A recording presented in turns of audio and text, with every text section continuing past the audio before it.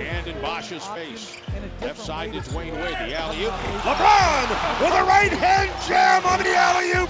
Coming for the back door. 이 덩크를 기억하시나요? 2012년 1월 시카고와 마이애미 경기에서 르브론은 웨이드의 엘리웁 패스를 엄청난 덩크로 마무리합니다. 그리고 여기 이 남자, 르브론의 제몰이 된 선수의 이름은 존 루카스 3세. 그는 훗날 인터뷰에서 이렇게 이야기합니다. Bro, he jumped, and when I looked, I was like, damn, who he throwing that to? And then when I looked up, and you see me like this, all I see is feet.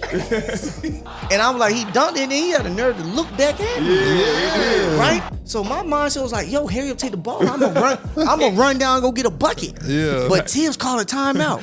So now when Tibbs called 하지만 루카스와 르브론의 인연은 이미 한참 전에 시작되었습니다. 여기 한 휴스턴 선수가 득점을 올리고 있습니다. 이 남자의 이름은 존 루카스 2세. 방금 전 나왔던 루카스의 아버지죠. 루카스 2세는 1976년 전체 1순위로 NBA에 입성하며 90년도까지 리그를 지켰습니다. 이후에는 마이너리그에서 짧은 선수 생활을 이어가다가 구단을 인수하기도 하는데요. 자신에겐 코치가 더 적합하다고 생각해 지도자로 전향하게 됩니다. 샌안토니오 코치로 나쁘지 않은 성적을 낸 루카스는 94년도부터 필라델피아를 맡게 되는데요. 여기에서 한 가지 사건이 발생합니다. 루카스는 잠재력 있는 어린 선수들에게 항상 많은 관심을 가지고 있었습니다. 그리고 그들을 팀 훈련에 초청하는 걸로 유명했죠. 사건이 있던 1995년 봄, 그는 자신의 딸을 통해 지역 고등학교의 한 선수에 대한 소식을 듣게 됩니다. NBA 선수였던 아버지를 둔 그 고등학생의 이름은 바로 코비 브라이언트였습니다. 루카스는 코비의 단 한 경기만을 지켜본 뒤 바로 필라델피아 세븐티식서스의 훈련에 초대했습니다. 당시 코비는 생일이 지나지 않아 만 16살에 불과했죠. 하지만 루카스의 눈은 틀리지 않았습니다.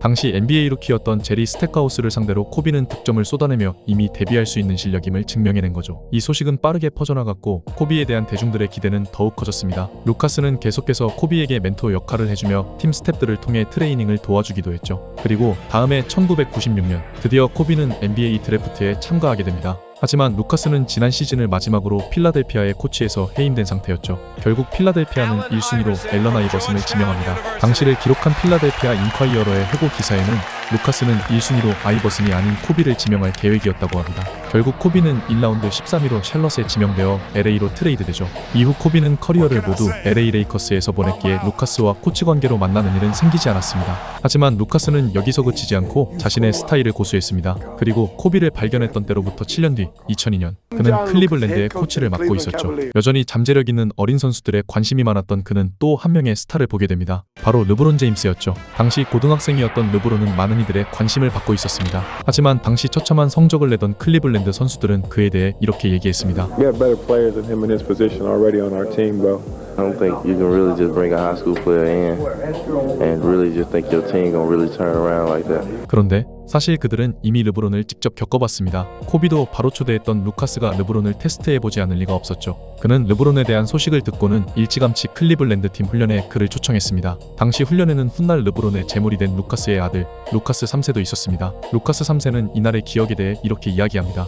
my pops was coaching in Cleveland, and my dad was like, man, it's a kid up here better than Kobe. And I was like, man, whatever, like that. So we had a little mini camp, and my dad used to fly in guys from Ohio State. And Bron came, and like nobody was passing Bron the ball because everybody knew he was in high school.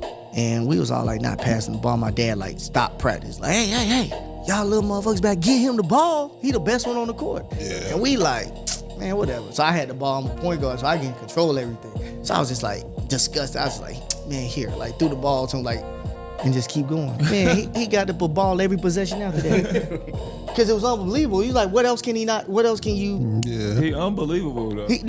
하지만 이 훈련 소식을 들은 NBA는 루카스에게 감독으로서 두 경기 출장 정지 처분과 클리블랜드 구단에 15만 달러의 벌금을 부과했습니다. 아직 드래프트 자격이 없는 선수에게 팀 차원의 접촉이 금지되어 있었기 때문이었죠. 루카스는 어쩌면 슈퍼스타가 될지 모르는 잠재력에 대한 호기심을 해결했지만 비싼 수업료를 지불해야 했습니다. 그리고 공교롭게도 루카스는 2002-2003 시즌 도중 감독직에서 물러나게 되는데요. 그가 떠난 클리블랜드에는 르브론 제임스가 들어오게 되었죠. 이후 루카스는 여러 곳에서 어시스턴트 코치로 활동하며 선수들의 기술과 멘탈을 다듬는 역할을 지속해갔습니다. 어쩌면 누구보다도 잠재력에 대한 호기심이 컸던 남자가 아니었을까요? 지금도 누군가를 눈여겨보고 있을지도 모르겠네요. 오늘 이야기도 재밌게 보셨다면 구독, 좋아요 부탁드립니다. 감사합니다.